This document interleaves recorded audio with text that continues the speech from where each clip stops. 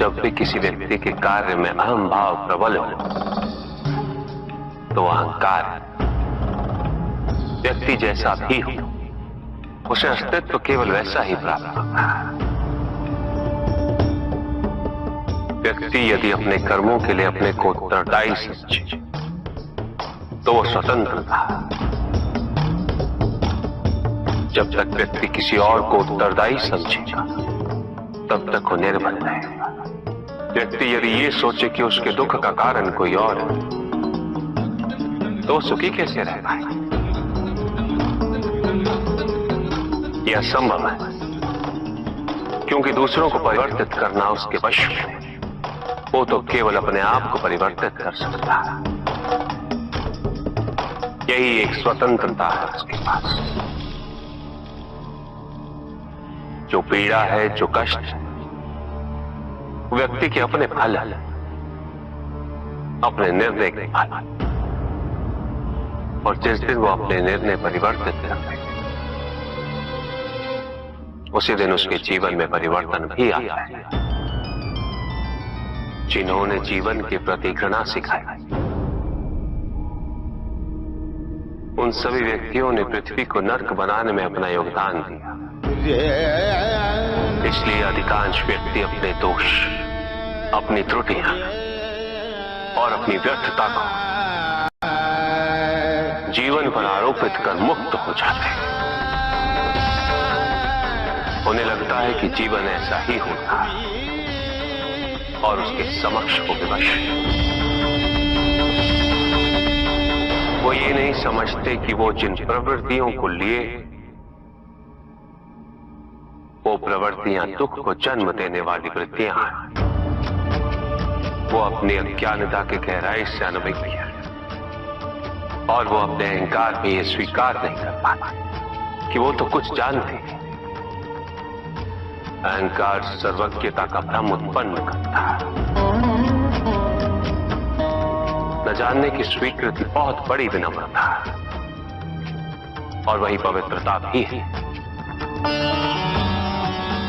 हमें संसार में संतुलन को बनाए रखने की पवित्रता के आधिक्य क्या?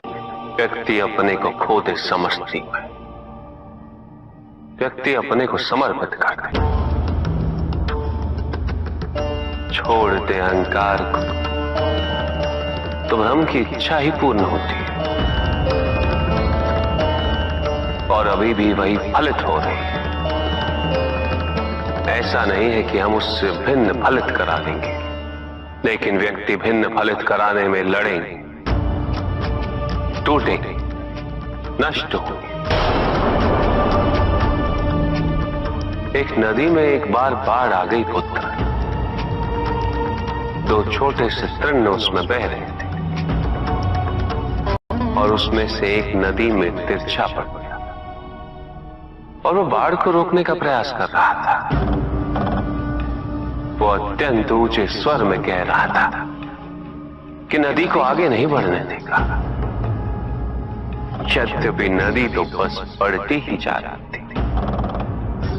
वो फिर ऊंचे स्वर में यही कह रहा था कि मैं इसे अवश्य रोकूंगा, यद्यपि रोक नहीं पा रहा था।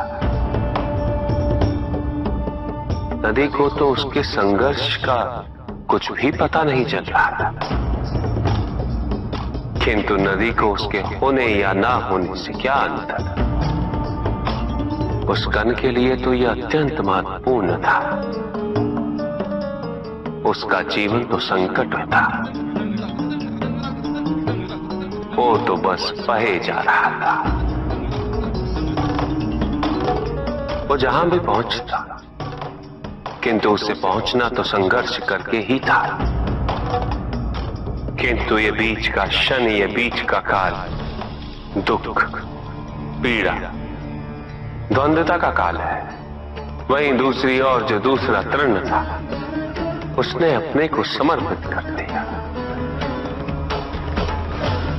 वो तो नदी में सीधा पड़ा हुआ था,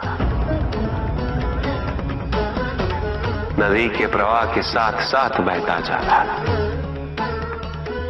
और उसे ऐसा प्रतीत हो रहा था जैसे कि वो नदी को दिशा दे रहा। उसे प्रवाहित होने में सहायता कर रहा। वो तो ये निश्चय कर बैठा था कि नदी को समुद्र तक पहुंचाकर ही रहेगा, किंतु नदी को उसकी उपस्थिति का भी आभास नहीं था। नदी पर उन दोनों के होने या ना होने का कोई प्रभाव नहीं था। नदी तो बस बहे जा रही थी। ब्रह्म की इच्छा को जाना नहीं जा सकता, किंतु ब्रह्म के साथ एक अवश्य हुआ जा सकता,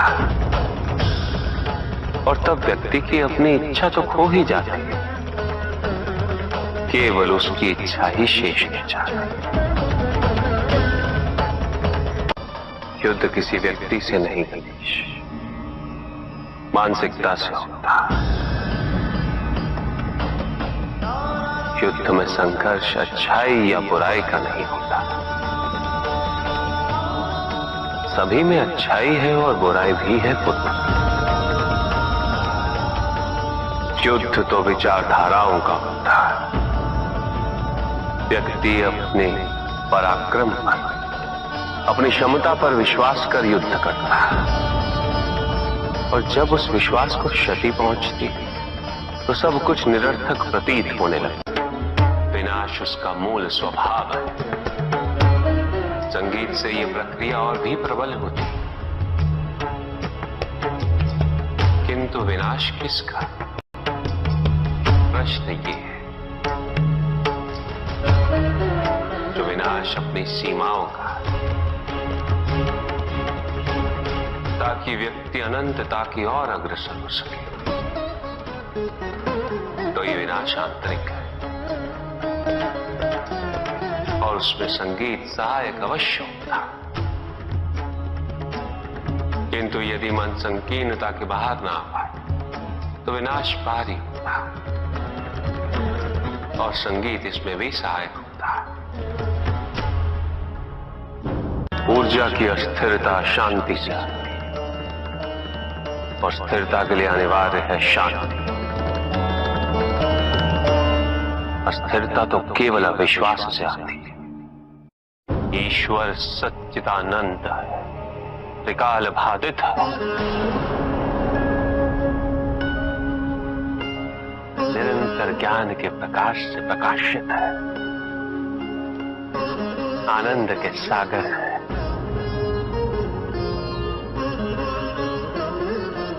ईश्वर ही सृष्टि के परम तत्व है, निरंजन है, निर्विकार है, निर्गुण और निराकार है, साथ ही सगुण और साकार भी है। और वही संसार के सृजन करता,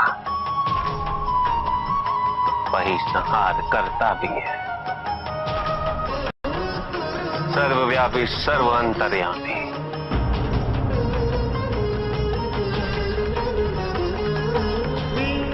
और सर्व समर्थ भी है।